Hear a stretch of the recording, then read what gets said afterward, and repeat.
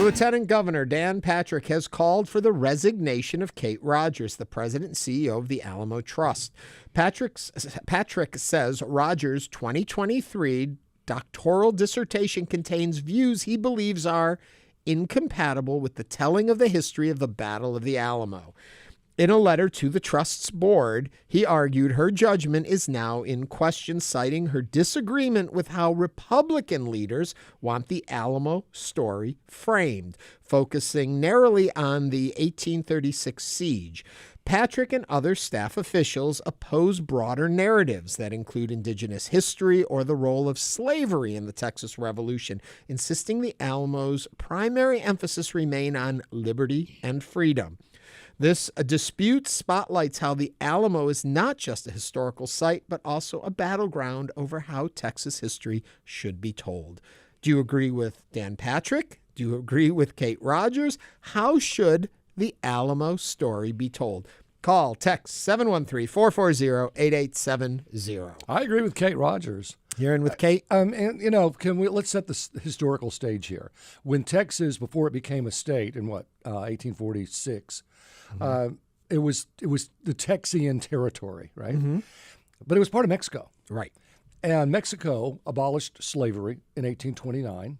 Mm-hmm. But the Southerners who had come to Texas with slaves did not want to abolish slavery. Mm-hmm. They needed slaves because of all the cotton in East Texas. So while slavery wasn't the primary issue in Texas seeking its independence, it was certainly one of them. I mean, freedom, being your own, liberty and freedom, I get that. Everyone wants independence. So that was one issue. The economy being dependent on slavery was another issue, and then slavery itself was a third issue. But it was certainly one of the main issues, and that's why Mexico and Texas were fighting. And so at the Alamo, Mexico came in and just continued their battling. That slavery was a big issue, and it's as if Kate Rogers and others. The book Forget the Alamo, there's a book called Forget the Alamo, that have put this in perspective to represent what was really going on. And some state leaders right now, they don't want to talk about that. They just want to talk about the brave Davy Crockett's and Jim Bowie's of the Alamo, and they were fighting for their liberty and freedom, and 200 men died doing that. And remember the Alamo. Yeah. A phrase, by the way, that came from Captain Jesse Billingsley at the Battle of San Jacinto. Davy Crockett was his best friend. There you go. We'll talk about that in just a moment. I want to let you know over on YouTube, Noah says, I'm really, can't say, about this Alamo situation. Do not try to change history. It's remember the Alamo, not remember the pieces of historical context in the Alamo I don't like because I'm a sensitive man, baby. Thank you, Noah, for that. Yes, a couple points on that. One was that the slavery issue, the slavery concern, Mexico, as I understood, was connecting with the Texas settlers and saying, okay, we're phasing it out. You have so much time to remove it. They kept moving the goal lines. The settlers did not like that, and they were pushing back against it, was part of that primary thing. It wasn't if you move into the territory, you have to get rid of your slaves. They were trying to find a way through, and eventually got to the breaking point on that. I did not grow up in Texas. I did not get that education about the Alamo that so many Texans have. So please help me out on the history on this if you are listening right now. The other part, I read a really interesting comparison, as though if Alaska, as part of the U.S., had decided to open up the Alaska Territory to Canadians to come on in and to lease property from us to build a community there. And they started moving in everything that was Canadian. And then when we said, wait, you're still the U.S., and they said, no, now we're our own country and we want this territory, how would Americans feel? As though America was Mexico and Canadians were the settlers. Well, slavery is a bit of a more moral and ethical issue. Mm-hmm. It's not like moving in the Canadian flag. Right. And it's been a hot spot. It's what caused the Civil War. Two different sets of people can argue all day that the Civil War was not about slavery, but it absolutely was. Well, let's find out what Fred from the Heights thinks about all this. Fred, thank you for joining us. What's on your mind? Fred, are you there? You know, we're going to come back to Fred. We're going to talk to Nora first from the Museum District. Nora, what's on your mind? I don't. Thanks so much. Oh, there you are, Nora. Okay, start again, please. Thank you. Yeah, thank you so much for having me and for having this debate. I just had a comment on basically Ken Paxton coming after Texas history, and it just seems really anti-Texas to try to erase history itself. Mm-hmm. I was just watching at the River Oaks Theater. They had The Librarians, which is a documentary about book bans in school districts across the country with a focus on Texas, including in places like Teller and Granbury, and how all these culture wars are coming into our schools, and how the Republican Party is basically targeting narratives around Black people, Indigenous people, queer people. And this just seems to be yet another domino in their line of attack against our communities, and also in order to be able to control the narrative and to shape young people's minds in the future. It just seems like it's sort of in that line. I just was wondering what y'all thought about that. Yes, yeah. I think Nora hit the nail on the head. That's exactly what it feels like. Yeah, absolutely. My bigger concern with this, and what Nora is getting to too, is that, history is history. Science is science. Facts are facts. We live in a world now where it seems like all of that is negotiable. And I don't think it's supposed to be. No, it's not. 2 + 2 = 4. You can want it to be 5 or 3, but the facts are it's 4. Yes. Well, it doesn't mean it's good or bad. It is what it is. We can understand it. We can learn from it. We can grow from it. But to then remove it because we don't like what it makes. But to your point, if you grow up being taught that 2 + 2 is 5, then you'll believe that it's 5, regardless of what the facts show you. So to Nora's point about training young minds to believe what you want them to believe is the problem. Nora, thank you very much. Now I think Fred's back with us from the Heights. Fred, you there? Yes, sir, I am. Can you hear me? Yes, we can. What's on your mind?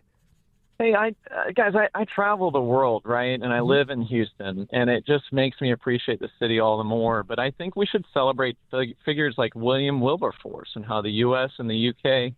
did everything they could to abolish slavery all over the world, fighting against the Middle Eastern countries to abolish slavery, where we still have slavery in this part of the world today. And we're tearing up our local history to divide people in politics, when we should be celebrating the U.S., who has done more with the U.K., and I would even say Christianity through William Wilberforce, people like him. The Christians did everything they could to get rid of slavery all over the world. We shut down the Atlantic slave trade. We killed it. And we bankrupt, the U.K. in particular, did a lot to bankrupt themselves to pull that off. We should be proud of who we are. We should be proud of our diversity. And this is, I think, a really small issue, and we're trying to divide people so we can gain political points. Fred, just a tiny little point here, and talk with me about your thoughts on this. You can't celebrate the good that happened that you're talking about without understanding the harm that was caused by it, which then leads us to celebrate the good of the abolishment of it. And I think so, for me, you need to have the full story told so you can appreciate the accomplishments we've done. Your thoughts? I mean, that's true. I don't disagree with what you're saying, but I think that we have one of the reasons the left lost the popular vote is because we're doing too much to tear down the American values, the country, and even the Republic of Texas, the pride that we should have in it. And I think we should try to have pride in our state. And if we want to talk about these things, we need to talk about it in a way that builds up the country. But I'm afraid a lot of it is through a critical lens, and it's too critical, and it's tearing down the mortar that we need to hold the bricks, and there's just so much pain in society and so much division. We need the left to function. It has got to update itself so that people will relate to it. There's too much negativity in it, too much criticism, and you've given too much power to the right. And until the left can begin functioning by being less critical, I think we're going to continue to see the left falter. And I say this I want the left to be successful. Fred, thank you for those comments. And I think, I'm with you on this. I think we need to still remember to celebrate, but I am such a purist. I want to know the foundation on which I build a house. And I want that house to be beautiful, but I need to know if I'm building on the swampy areas and the firm areas. I don't know if that was a good analogy, Fred, we always talk about the pendulum. Fred, thanks you. The pendulum always swings back and forth, right? From right to left. But if it swings too far right, it'll fall off of what's holding it up. Mm-hmm. And how do you get the pendulum even back on track if all of this shotgunning of these different changes takes place? And that's what's happening. We're seeing it constantly hitting the whole fabric of the society that we've had in place for years. Yeah. Fred, thank you for your comments. Let's move on to Samuel from Southwest Houston. Samuel, what are you thinking? How you doing? Good morning. Good morning. My thoughts are as our history needs to be told truthfully, regardless of how anyone feels about it. Mm-hmm. It needs to be told the truth. I served in the Marine Corps, and if we served without honor, what was the point of serving? What was the point of people dying for a freedom? These people died for an idea, and that idea was to keep their land free of the slavery. And there was one side who was fighting to keep it.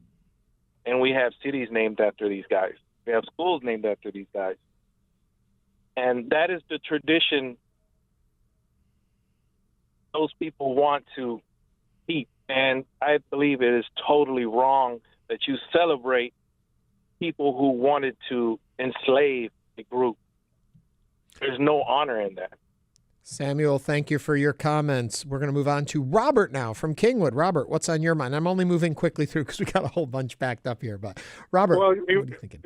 Provide a little context on Mexico and slavery. From my reading, Mexico didn't believe in slavery. You had indentured servitude, which means that after X number of years, you were free and you were no longer a slave. And I believe in 1826, the thought was Alamo was flying the flag of 1826 in Mexico because Santa Anna in 1828 and 1829 stated that if you were born in Mexico, you were born a Mexican citizen, meaning if you were a slave and that woman had a child, that child was not a slave. That child was a free Mexican citizen. Boom, there's your context. Thank you very much for that. And America had indentured servitude for 7 years, but in reality, it was a bit of being a slave, wasn't it? Yeah, it is. Okay, read some of the comments we've gotten in. We've gotten a lot. Tricia says the Alamo story, as with all history, should be told, all caps, truthfully, with all of the nuance associated with actions taken by human beings. From our YouTube, to remember the Alamo, you need to remember everything about the Alamo, including the ugly parts of history, because it's still our history. That's from Earl Grey T. Cat. Dark One says, to be honest, history's revised all the time, so this is nothing new. I disagree with Abbott's views on this. And with all of that said, we're going to grab one more phone call. So let's go to Bob from League City. Bob, what's on your mind? Good morning. Good morning. I just wanted to say that the same things that those other callers said. If it's true, it needs to be told, and there shouldn't be anything wrong with that. Right. You're right, Bob. I think that's the big debate is what is true. And now it's true that it was a short period of siege on the Alamo. Texans died defending the Alamo for their liberty and their independence. That part is true, but it's also true that many of them were defending slavery. And that's one of the problems with why Mexico and Texas were fighting. Texas wanted its independence from and if you look at the 1836 Constitution of Texas, it makes slavery legal. Mm-hmm. So they not only said we're not going to be part of Mexico where it's illegal, we're going to make our own constitution and distinctly say slavery is legal in Texas. So that you can't say, oh, well, maybe it was just liberty. It was more than liberty. Two things as I wrap this up for me. One is that you need to see the full landscape of what's going on. You need to understand the full picture. History is written by the winners for the most part. In today's day and age, we have the opportunity to go back and look at all the different aspects of what was happening at the time, from letters and diaries and all that, so you can build a fuller picture.